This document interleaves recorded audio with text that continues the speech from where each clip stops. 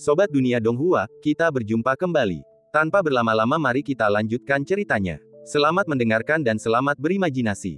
Takdir memang tak terduga. Raja Ikan tak pernah menyangka bahwa ia, seekor kucing otodidak, suatu hari nanti akan mengajari keturunan asli dunia bawah untuk membaca, dan bahwa aksara yang ia pelajari adalah aksara asli dunia bawah.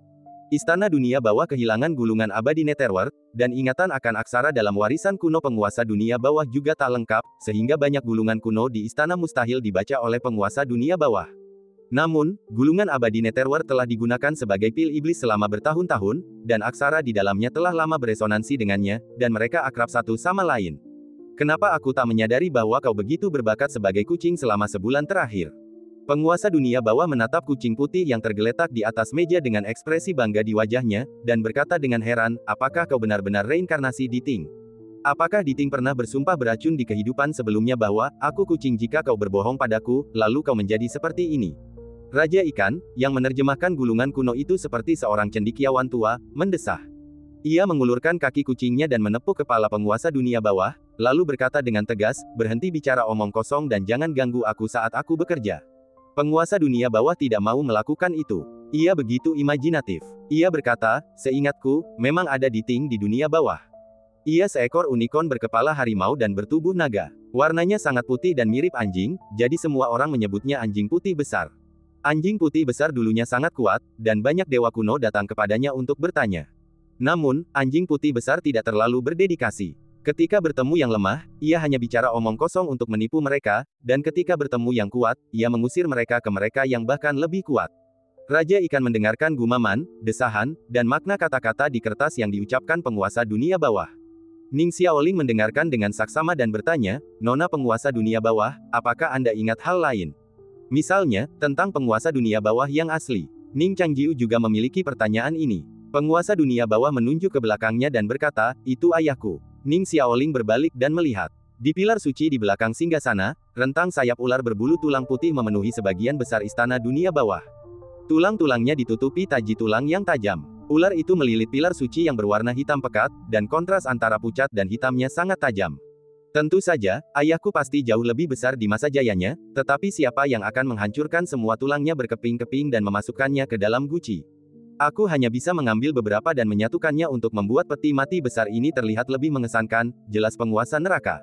Ning Changjiu melihat kerangka ular berbulu itu dan bertanya, selain ini, apakah ada kenangan lain tentang penguasa neraka? Yang lain, Dewa Neraka menggaruk kepalanya, berpikir sejenak, lalu berkata, yang lain sangat terfragmentasi.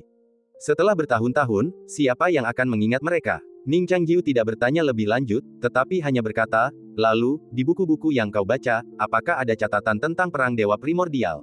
Mengapa 6 dewa primordial mati, dan bagaimana kerajaan ke-12 penguasa didirikan? Dewa Neraka bertanya-tanya apa yang kau bicarakan. Ia berkata dengan yakin, aku tidak ingat. Ning Xiaoling tidak bisa lagi mendengarkan dan bertanya, lalu apa yang kau ingat? Dewa Neraka berkata, beberapa tahun terakhir ini sangat membosankan. Aku banyak tidur, dan aku bermimpi aneh saat tidur. Kemudian, mimpi dan ingatanku menjadi sedikit kacau, dan aku tidak ingat apapun. Petik 2 petik 2. Ning Xiaoling memuji, kau benar-benar dewa dunia bawah yang kompeten. Penguasa dunia bawah menundukkan kepalanya karena malu, aku terlalu sibuk memerintah negara beberapa tahun terakhir ini, jadi aku mengabaikan studiku. Ning Changjiu merenungkan apa yang telah dilihat dan didengarnya sejak memasuki dunia bawah dan menggelengkan kepalanya pelan. Bahkan jika dunia bawah itu abadi, itu tidak akan sesulit ini. Ning Xiaoling menghela napas dan berkata, ngomong-ngomong, Nona generasi kedua, siapa namamu?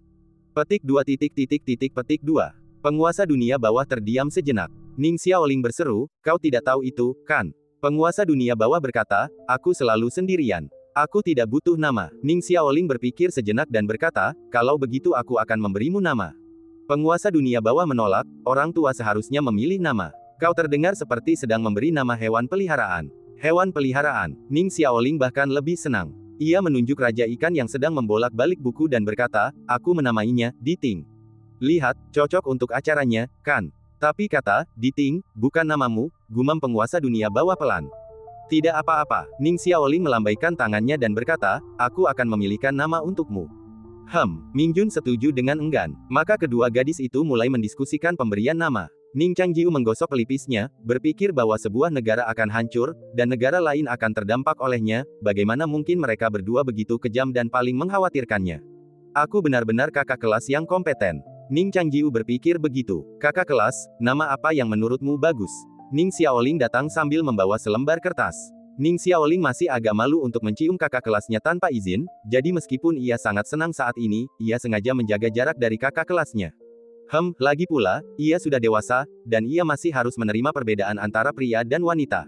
Ning Changjiu mengambil kertasnya, memindainya, dan berkata dengan acuh tak acuh, semuanya bagus.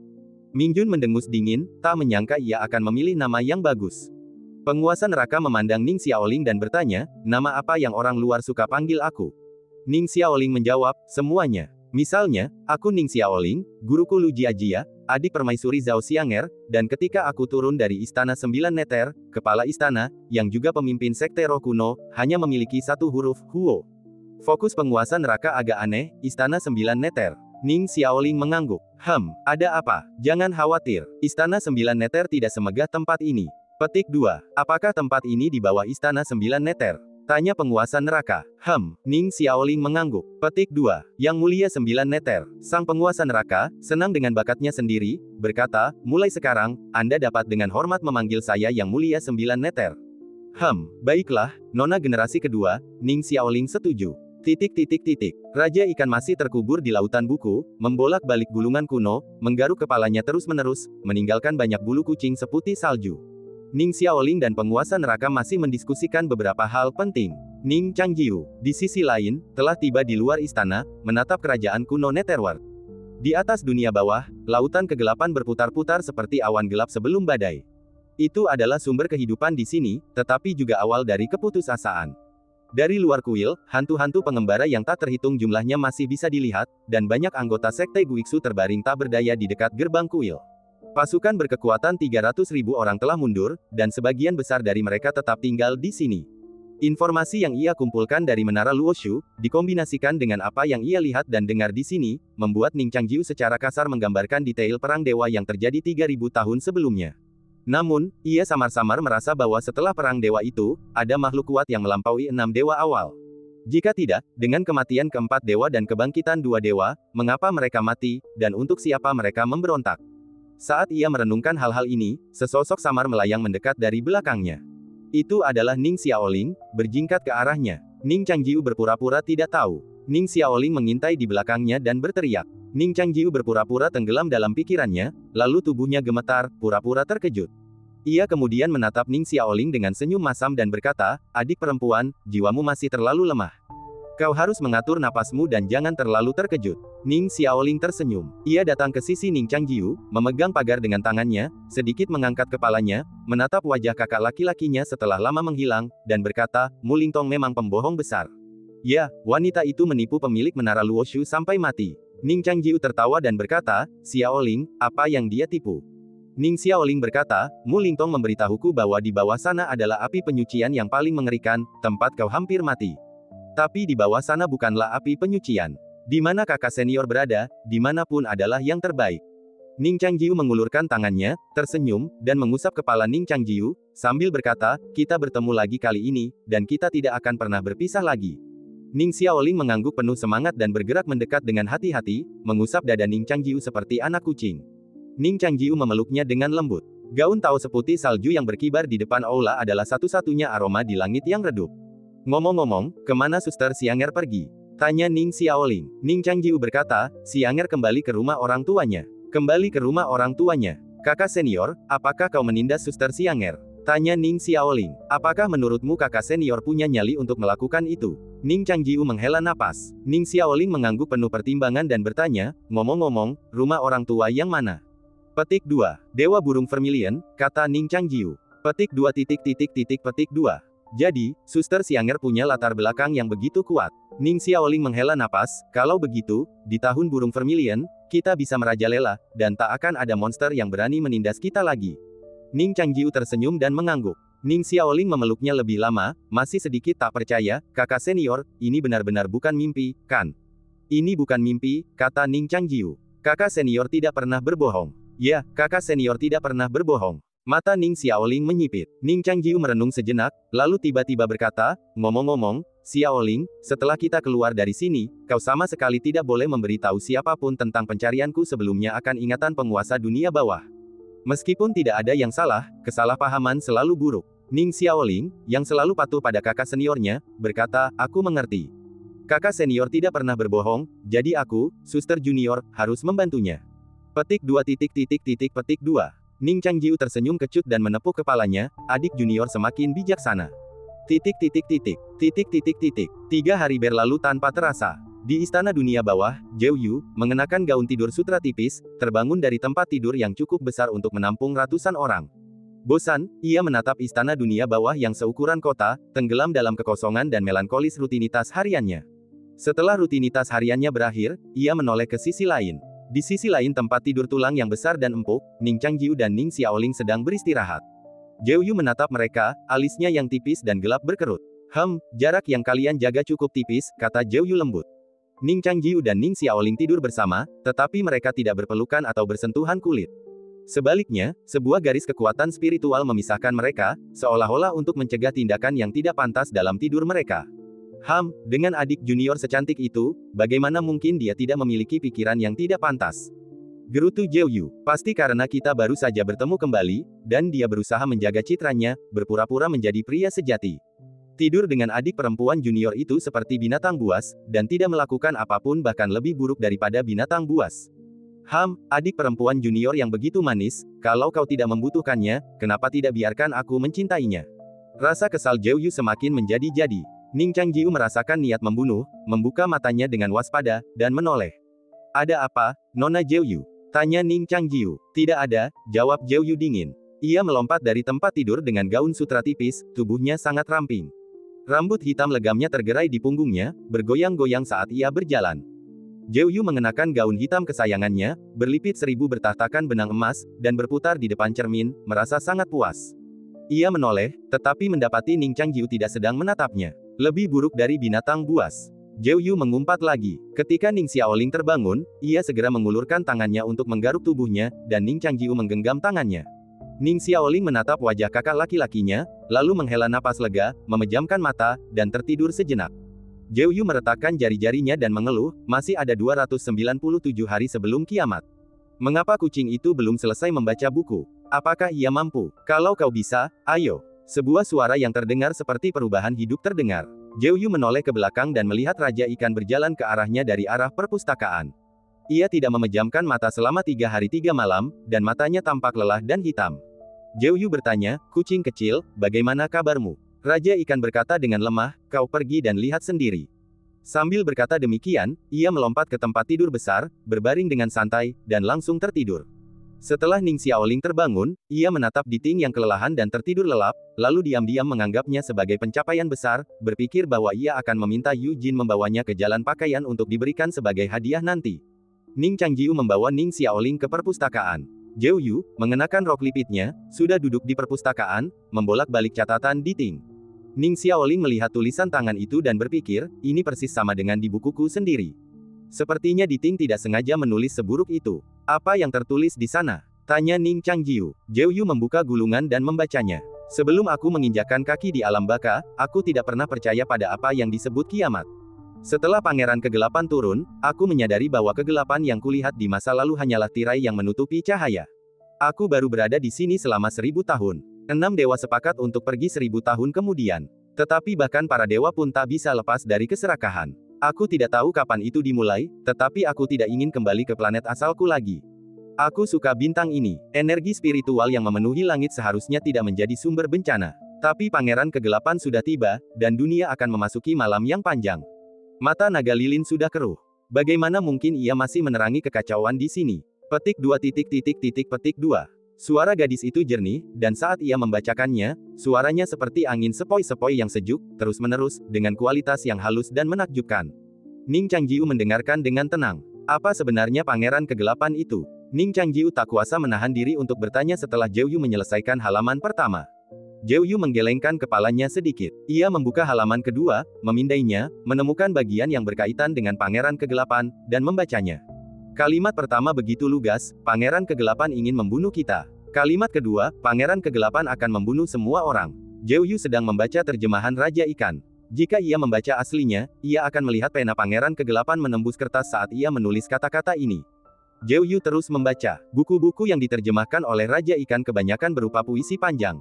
Puisi-puisi ini menceritakan pengamatan dan pengalaman Pangeran Kegelapan selama ribuan tahun terakhir. Banyak isinya memiliki kemiripan yang mencolok dengan kitab klasik pegunungan dan lautan yang legendaris dan kitab klasik Segudang Iblis.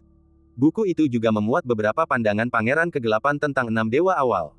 Di mata penguasa dunia bawah, Tianzang adalah naga bodoh yang tidak tahu apa-apa, mencintai emas dan perak, dan mudah marah. Xuanze adalah kura-kura dewa yang membawa pulau langit di punggungnya. Meskipun penguasa lautan, ia seringkali lebih suka berjemur di pantai. Zulong adalah naga tua yang keras kepala, yang senantiasa mengendalikan awan dan hujan, mengganggu aliran elemen di dunia fana, dan mendapatkan penghormatan serta pemujaan dari manusia maupun iblis. Di antara mitos para dewa di dunia fana, ia adalah yang paling tidak realistis. Sui Bodi memiliki watak yang lambat, paling tidak seperti dewa. Ia melakukan segala sesuatu dengan langkah terukur, dan hanya sesekali menanggapi doa manusia dan iblis, tampak seperti seorang kakek yang baik hati.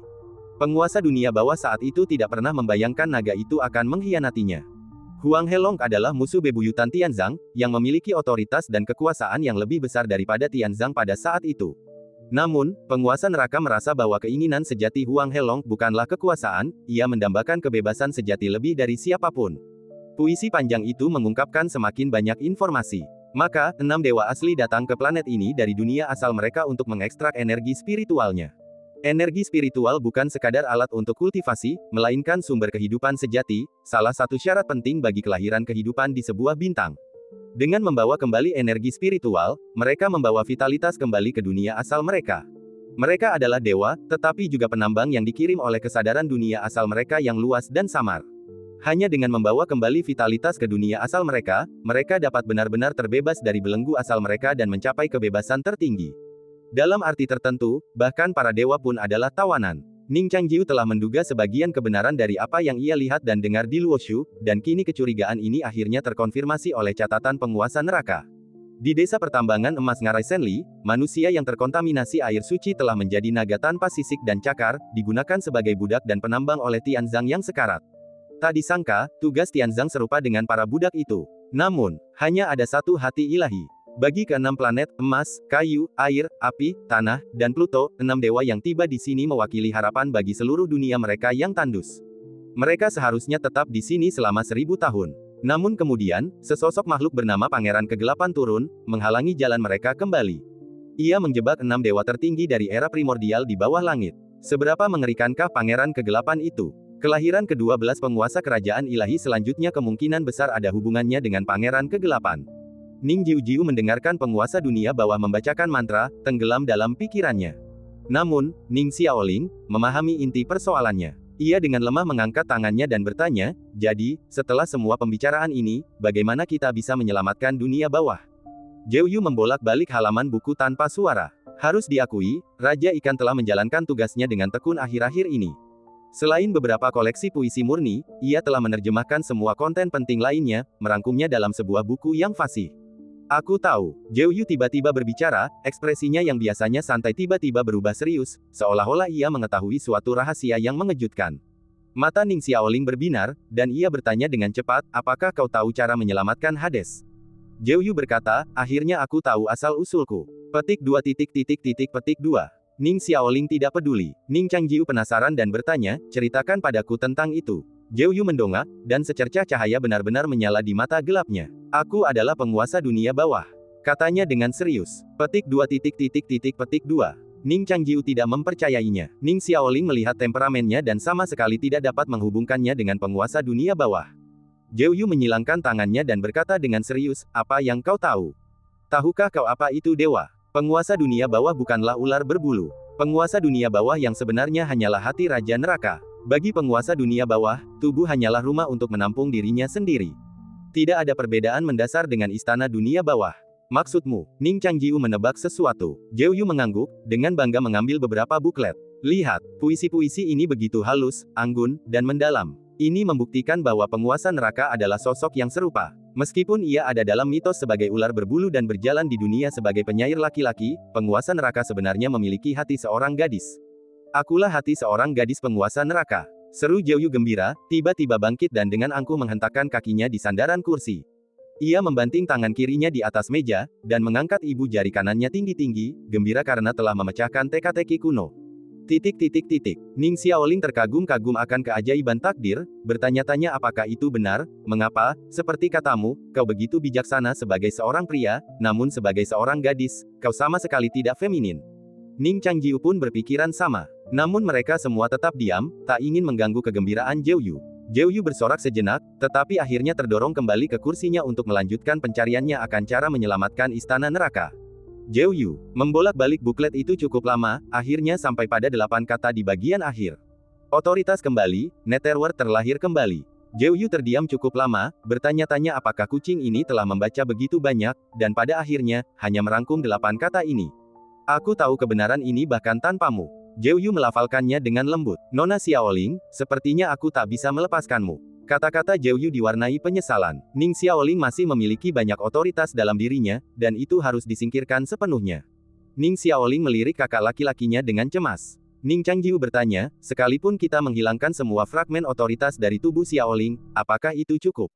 Jiu Yu berpikir sejenak, lalu menggelengkan kepalanya, tidak cukup. Masih banyak fragmen otoritas yang berserakan di luar sana. Ning Changjiu berkata, baiklah, dalam 300 hari, aku akan membantumu mengambil fragmen-fragmen itu. Mencoba menipu lagi, dengus Jiu Yu. Kau tidak tahu cara mengumpulkan otoritas, dan kau tidak peduli dengan nasib dunia bawah. Kau hanya ingin mengeluarkan adik perempuanmu. Kau pembohong yang hanya peduli pada dirimu sendiri. Apa yang dikatakannya memang benar, jadi Ning Changjiu tidak membantah.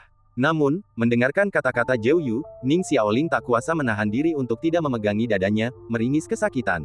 Ada apa? Tanya Ning Changjiu cemas. Jiu Yu menghela napas, sudah kubilang sejak awal, adik perempuanmu sangat terikat dengan dunia bawah. Kemakmuran dan kehancuran adalah milik bersama. Baru saja, adik perempuanmu pasti mempertimbangkan untuk meninggalkan dunia bawah dan kawin lari denganmu, itulah sebabnya dia diperingatkan oleh dunia bawah. Ning Changjiu menekan dadanya dan memeriksa energi spiritualnya, tetapi tidak menemukan sesuatu yang aneh. Mungkin apa yang Jiu Yu katakan itu benar. Ning Changjiu berkata, dalam 300 hari, aku akan membawa otoritas ke dunia bawah. Jiu Yu berkata, kalau begitu kau tidak boleh membawa adikmu bersamamu. Kenapa? Tanya Ning Changjiu. Jiu Yu berkata, bagaimana jika kau tidak kembali? Ning Changjiu berkata, kau juga bilang, keselamatan adikku terkait erat dengan dunia bawah. Jiu Yu masih memiliki kekhawatiran tambahan, bagaimana jika, dalam 300 tahun ini, alih-alih mencari otoritas, kau malah mencoba melindungi nyawa adikmu. Ning Changjiu berkata tanpa daya, apa yang kau inginkan? Jiu Yu berkata, kau harus bertaruh sesuatu di sini. Ning Changjiu menyelidik, Diting pintar, kau tahu. Tidak, kata Jiu Yu dengan marah, bertaruhlah sedikit jiwa adikmu di sini, atau aku akan mengerahkan kekuatan Netherworld hari ini dan menghancurkan kalian semua. Aku mungkin tidak bisa mengalahkanmu, tetapi jika kita ingin binasa bersama, aku yakin. Ning Changjiu masih ragu-ragu. Dia tidak meragukan kata-katanya. Dalam pertempuran mereka sebelumnya, dia merasakan bahwa gadis ini ingin mengerahkan kekuatan tingkat tinggi, tetapi yang akan datang dengan harga yang besar. Melihatnya ragu-ragu, Jiu Yu menggunakan taktik lembut dan keras, memohon, bukankah kau pembakar api, sang juru selamat? Ratusan ribu rakyatku masih menunggumu untuk menyelamatkan mereka. Bagaimana kau bisa tega pergi seperti itu? Ning Changjiu berkata, tetapi jika rohnya tetap di sini, adik perempuanku tidak akan bisa kembali ke tubuhnya. Jiu Yu berpikir dalam hati bahwa ini akan mencegahmu melarikan diri. Jiu Yu berkata, kau bisa memilih wadah sementara yang lain. Saat waktunya tiba untuk menyelamatkan Netherworld, kau juga bisa menebus tubuh adik perempuanmu. Jiu Yu berdiri di hadapan mereka, setumpuk besar kertas dengan tulisan tangan yang buruk memenuhi ruang di depannya.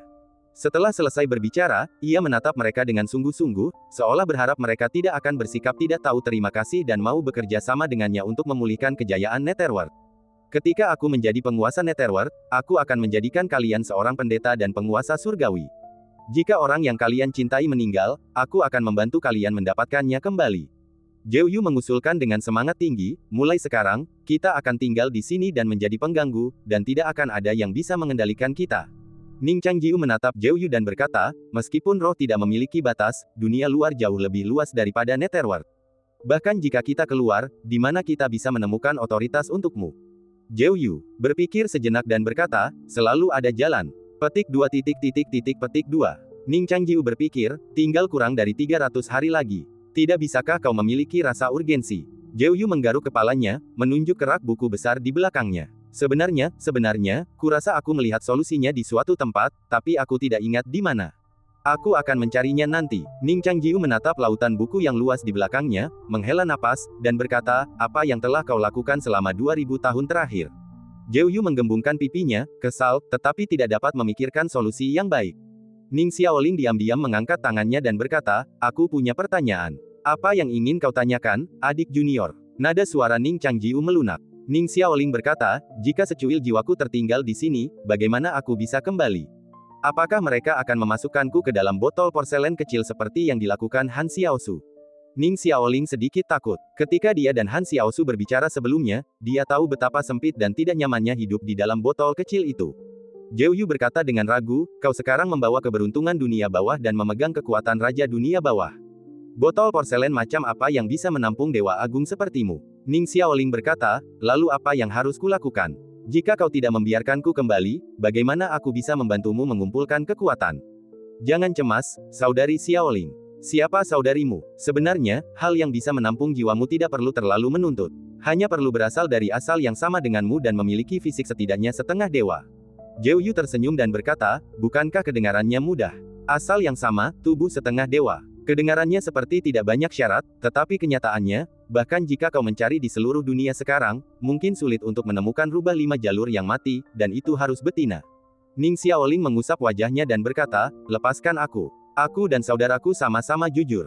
Kau menganggapku anak kecil. Zhou Yu mencibir. Kucing-kucingmu saja sangat mengesankan. Kau jelas tidak selugu wajahmu. Ning Xiaoling tak tahu apakah ini pujian atau omelan. Ia menghela napas dan menatap kakaknya meminta bantuan. Kakak, tolong katakan sesuatu. Tubuh setengah dewa rubah, jelas menempatkan kita dalam posisi sulit. Tubuh itu hanya bertahan selama 300 hari. Bagaimana mungkin kita bisa mendapatkannya? Ning Changjiu menatapnya dalam diam, tanpa berkata sepatah kata pun. Ning Xiaoling menyadari ada yang tidak beres dan tampak sedikit aneh. Zhou Yu memperhatikan pertukaran pandang diam-diam mereka, sama penasarannya. Setelah beberapa saat, Ning Xiaoling perlahan membuka mulutnya dan berseru, tidak benar. Ning Xiaoling duduk dengan lesu di tepi tempat tidur, berguling-guling di tempat tidur besar, dan berkata, kakak, aku tidak mau berjalan. Dengan 4 kaki, Ning Changjiu mengusap kepalanya dan menghiburnya, aku pernah melihat kulit rubah itu. Sangat indah. Ratusan tahun yang lalu, rubah itu adalah rubah ajaib yang memikat sebuah negara. Penampilannya sangat memukau, dan itu setara dengan Xiaoling. Ning Xiaoling membayangkan dirinya berubah menjadi rubah dan sulit menerimanya. Meskipun rubah itu menggemaskan, ia hanya menganggapnya lucu ketika ia membelainya. Ia sama sekali tidak menganggapnya lucu ketika seseorang menggendong dan mengelusnya dengan santai. Ning Xiaoling bangkit dari tempat tidur, berlutut di atasnya, dan memohon, kakak, kau pasti punya cara, kan? Ning Changjiu tersenyum tak berdaya dan berkata, aku ingin membawamu pergi dengan paksa, tapi Zhou Yu bukan orang bodoh. Dia juga siap memutuskan hubungan. Lagi pula, aku tidak berani mempertaruhkan nyawamu. Ning Xiaoling merapikan rambutnya yang berantakan dan melemparkan dirinya ke pelukan Ning Changjiu. Mereka berpelukan sejenak, lalu mendongak dan berkata, aku merasa ikatan dengan Netherworld hanyalah kedok, tipuan yang Zhou Yu gunakan untuk menipuku. Kalau aku benar-benar mau, Ning Xiaoling baru setengah jalan mengucapkan kata-katanya ketika tiba-tiba ia menutupi hatinya. Meridian di pergelangan kakinya yang ramping bergetar, dan jari-jari kakinya yang halus bertaut, tubuhnya menegang seperti kejang. Ning Changjiu segera meletakkan jari di antara alisnya, menenangkan gelombang pikirannya yang bergejolak dengan kekuatan lembut seperti angin sepoi-sepoi dan hujan. Ning Xiaoling menggenggam kedua tangannya dan menatap istana luas tanpa atap, tak lagi berani berpikir untuk memberontak terhadap Netherworld. Hal ini justru memperdalam kesedihannya. Sebaliknya, Zhou Yu gembira, seolah-olah 297 hari dari sekarang bukan menandai kehancuran Netherworld, melainkan kenaikan tahtanya sebagai raja baru. Ia membolak-balik rak buku, mencari cara untuk mengumpulkan kekuasaan, sebuah tugas yang tak pernah ia bosan. Sehari semalam kemudian, Raja Ikan terbangun. Selama waktu itu, Ning Changjiu dan Ning Xiaoling menjelajahi Netherworld secara ekstensif, merayakan reuni mereka. Netherworld jauh lebih luas daripada yang mereka bayangkan. Di Netherworld, roh-roh tak terkekang oleh segala rintangan. Pedang dapat terbang berkali-kali lebih cepat daripada di luar, namun tetap saja, mereka tak dapat mencapai batas apapun. Dan seluruh Netherworld, entah suram atau deras, diselimuti lautan kegelapan. Lautan kegelapan ini aneh, batasnya terlihat jelas ketika seseorang mendongak. Namun, seperti cakrawala, ia terlihat tetapi tak pernah terjangkau. Pemandangan dunia bawah tidaklah indah. Ia dipenuhi dengan deru angin suram dan ratapan jiwa-jiwa. Perang masih jauh dari selesai, dan gesekan serta konflik masih sering berkobar di antara berbagai sekte. Mereka binasa rapuh dalam bentrokan, kembali ke kegelapan surga. Namun dunia ini luas, dan betapapun beratnya penderitaan yang ditanggung manusia, keheningan tetap menjadi bahasa abadi. Ning Changjiu dan Ning Xiaoling tiba di sebuah lembah cahaya yang dipenuhi bunga-bunga hitam mungil. Ning Xiaoling berlutut dengan lembut, mengambil beberapa bunga dengan telapak tangannya, dan mengendusnya, tetapi tidak menemukan aroma apapun. Apakah bunga-bunga ini hidup atau mati? Tanya Ning Xiaoling. Ning Changjiu menjawab, kematian adalah bentuk kehidupan mereka. Ning Xiaoling mengangguk sambil berpikir. Ia berjalan perlahan menyusuri jalan setapak batu di lembah, tatapannya menyapu hamparan bunga yang tak berujung. Angin berhembus menuruni lereng gunung, mengalir bagai air, mengibaskan rok dan rambutnya. Ning Changjiu berdiri di tengah lautan bunga. Sosok wanita muda yang bagaikan awan melayang di depan matanya. Ning Xiaoling mendongakkan kepalanya, menatap kegelapan di atas. Lautan kegelapan, bagaikan paus seukuran makhluk surgawi, terus melayang di atas, bergerak mengikuti langkah kaki mereka. Bersama-sama, mereka menyeberangi lautan bunga yang luas. Di dalam lembah yang tak berujung, bebatuan bergerigi membentuk labirin yang luas, memungkinkan mereka yang melintasinya untuk kembali ke titik awal dengan mudah. Di seberang lautan bunga, mereka melihat banyak patung dewa, masing-masing menggambarkan seorang pria tampan, satu tangan di belakang punggung, tangan lainnya memegang buku. Dari bawah kakinya, seekor ular berbulu melingkar menggoda, rahangnya terbuka lebar di atas kepala pria itu, seolah-olah ingin melahapnya. Namun pria itu tetap bergeming, raut wajahnya tenang. Sayap di belakang ular itu menyerupai sayap yang tumbuh dari tulang belikatnya. Di bawah patung-patung itu terdapat tumpukan tulang yang membusuk. Banyak hantu berlutut di tanah, berdoa kepada patung-patung itu. Lutut mereka terasa perih hingga ke tulang, namun ekspresi mereka tetap hikmat, tak tergoyahkan oleh rasa sakit. Mereka adalah anggota sekte Qishen, yang meyakini bahwa pengabdian yang mendalam adalah satu-satunya harapan dalam kegelapan yang tak berujung. Suatu hari nanti, roh mereka akan mengguncang langit, dan cahaya keyakinan mereka akan menembus lautan kegelapan dan menyinari patung ini dengan sempurna.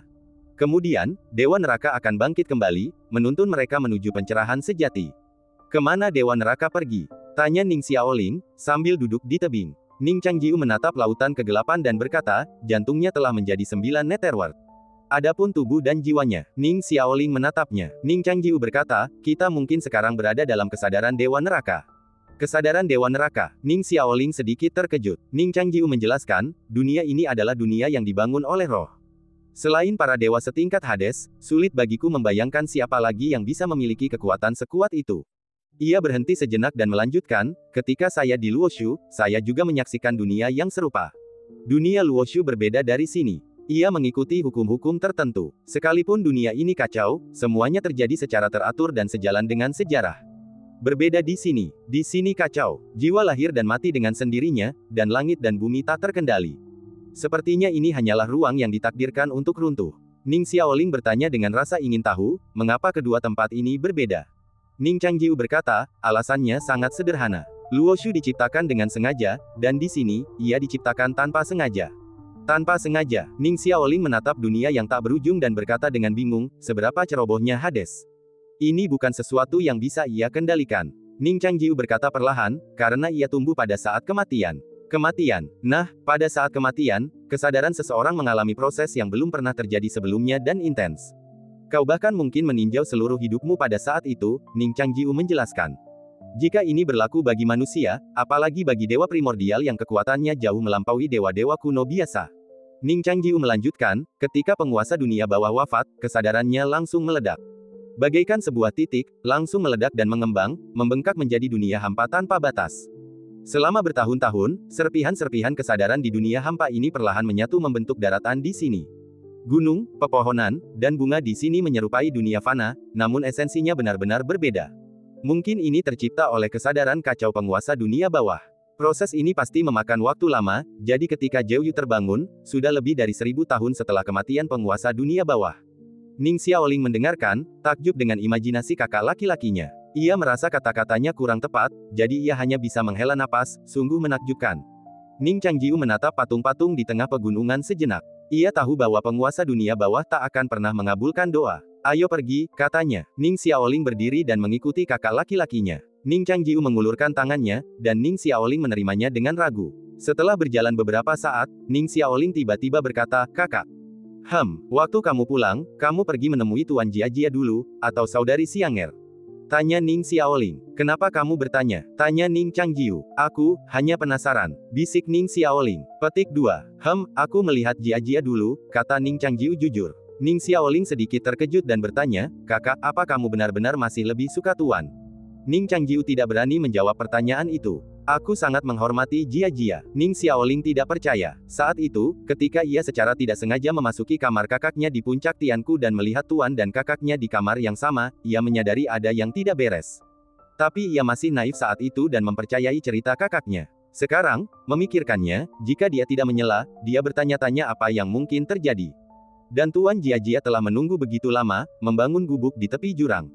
Bagaimana mungkin ini hanya rasa sayang biasa? Aku hanya tidak menyangka kakak senior ternyata lebih menyukai Tuan. Aku selalu berpikir itu adalah kakak Xianger. Mungkinkah kakak senior menyukai? Memikirkan hal ini, tatapan Ning Xiaoling tak terelakkan beralih ke bawah.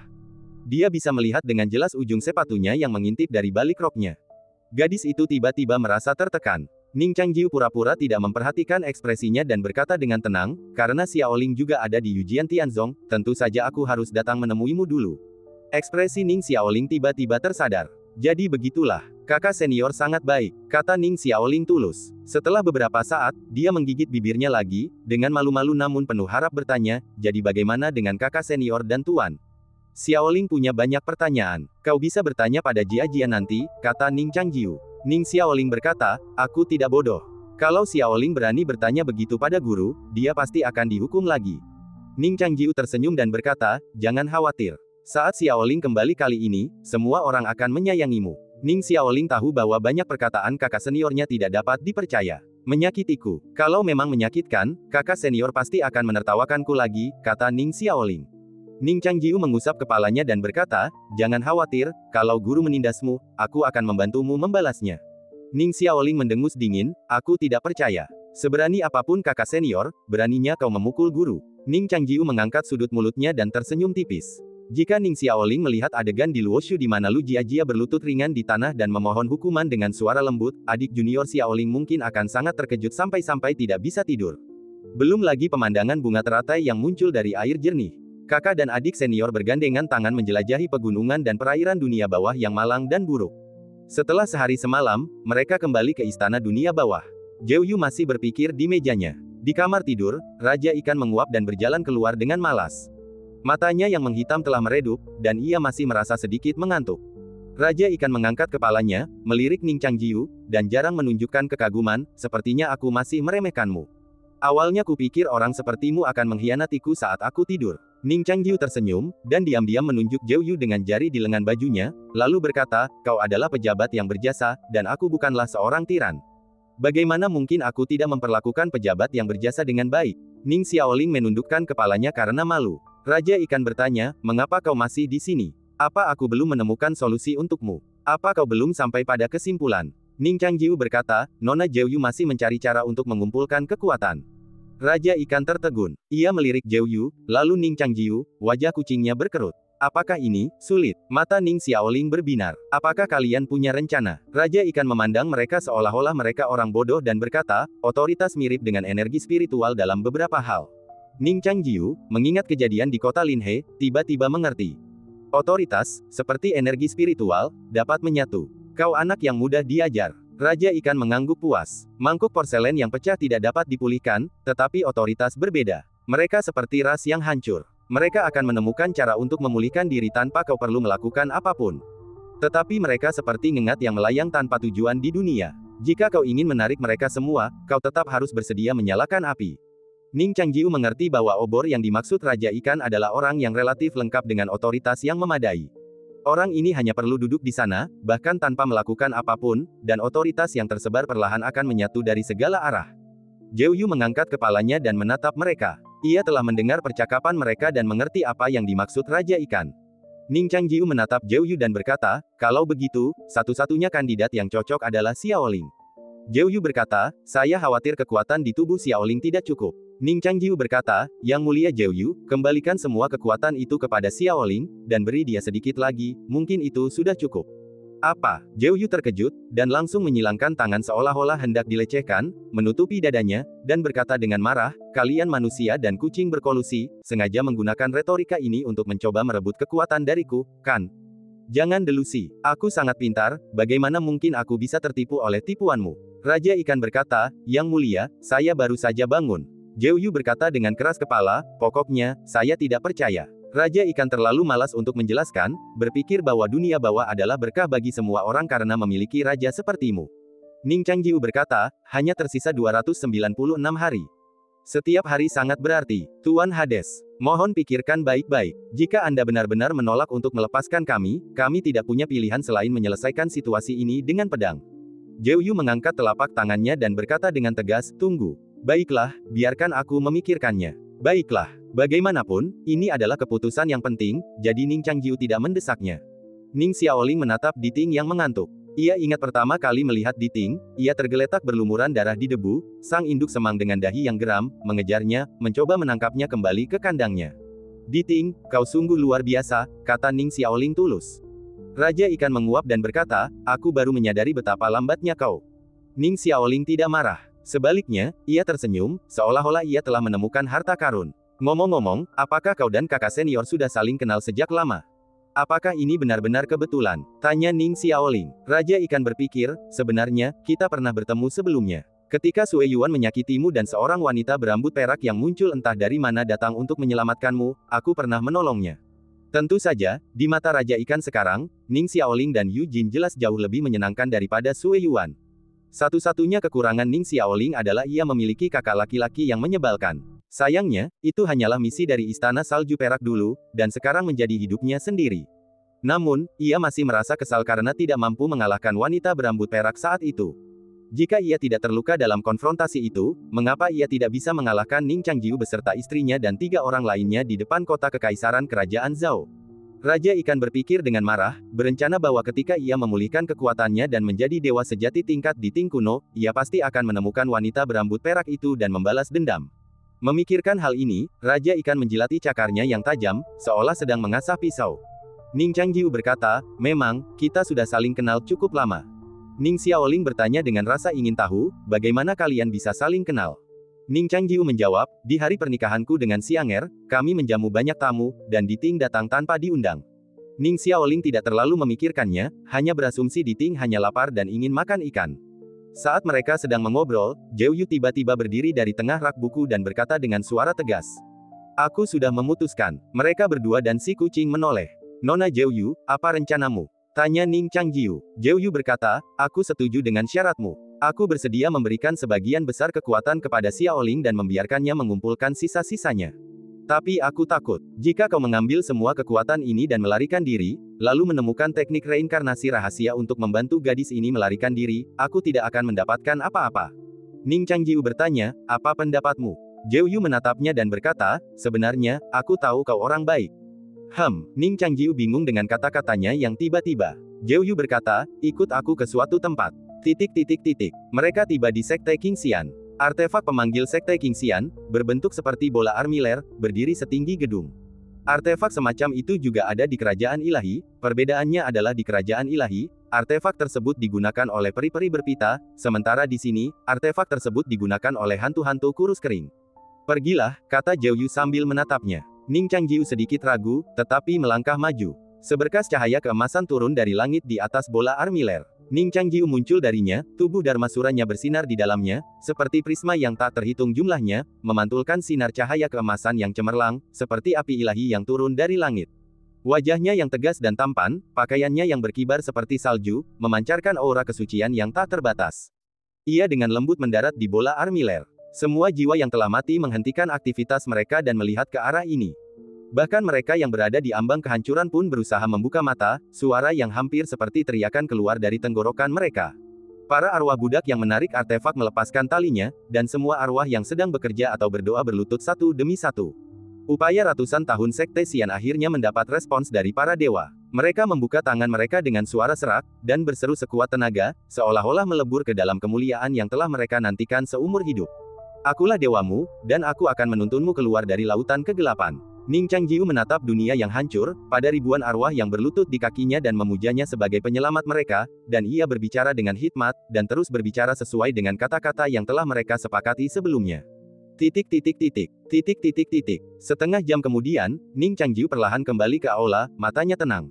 Mengapa kau pikir moralitas bisa mengikatku? Tanya Ning Changjiu. Zhou Yu berkata, karena kau mungkin orang baik. Ning Changjiu tidak menjawab. Zhou Yu mendesah, suaranya yang kekanak-kanakan mengungkapkan ribuan tahun kesedihan dan ketidakberdayaan. Tidak ada surga di sini, dan bahkan jika aku bersumpah, kutukan itu tidak akan terwujud. Aku tidak punya pilihan lain. Ning Changjiu mengangguk. Ia memejamkan mata, pikirannya masih berpacu dengan gambaran jiwa-jiwa yang tak terhitung jumlahnya berlutut, wajah mereka dipenuhi kegembiraan, gemetar terpancar dari jiwa mereka. Ning Changjiu berkata, jangan khawatir, bahkan tanpa semua ini, aku akan kembali. Zhou Yu mengangguk pelan, berbisik, 296 hari, jangan membuat kesalahan. Jangan terlambat. Baiklah, Ning Changjiu setuju. Zhou Yu mengulurkan tangannya. Ning Changjiu, Ning Xiaoling, dan Raja Ikan masing-masing mengulurkan tangan mereka. Aku adalah jembatanmu melintasi kegelapan, menghubungkanmu dengan dunia luar, bisik Zhou Yu lembut. Ia mengulurkan tangannya. Ning Changjiu dan Ning Xiaoling masing-masing menggenggam satu tangan. Secuil jiwa Ning Xiaoling tetap di tempatnya, sementara yang lain naik dengan kesadaran mereka. Laut gelap tak berbatas terbuka untuk mereka. Di atas laut gelap, sosok-sosok yang familiar duduk di singgasana, yang lain berdiri di hadapannya. Ning Xiaoling dan Ning Changjiu berada di istana Hades. Ning Changjiu kembali ke tubuhnya dan perlahan membuka matanya. Jiwa Ning Xiaoling belum sempurna dan tak tertampung oleh tubuhnya, jadi ia hanya bisa bergantung padanya. Setelah keduanya pergi, Zhou Yu mengulurkan tangannya kepada Raja Ikan. Selamat tinggal, Tuan Kucing. Jika ada masa depan, bisakah kau mengajariku membaca? Tanya Zhou Yu dengan suara rendah. Raja Ikan mengangkat kaki kucingnya dan mengangguk dengan serius. Zhou Yu tersenyum. Keduanya saling bertatapan. Tak lama kemudian, di bawah singgasana istana Hades, Raja Ikan pun perlahan membuka matanya. Di luar tirai tipis istana Zhou Yu, Siming, yang sedang berlutut di meja sambil minum teh, tiba-tiba mengerutkan kening. Ia mengusap bulu rubah di lehernya dan berbisik, kau kembali. Dan cerita pun berakhir, nantikan cerita selanjutnya. Terima kasih telah mendengarkan.